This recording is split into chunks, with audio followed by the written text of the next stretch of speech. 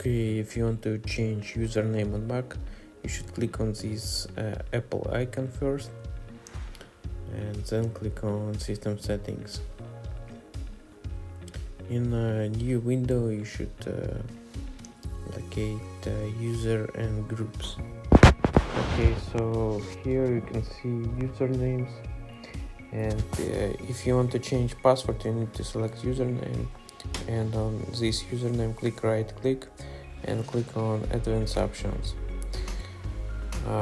New pop-up window appear, and here you need to enter this username password.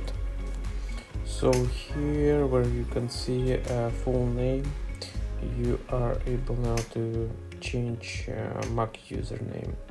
So what do you need to do is simply mouse over it and click and type username what you would like to be displayed. So in this section, yeah. So once done, just click there and just type username. Once done, click on OK, and here you can see that the username is changed.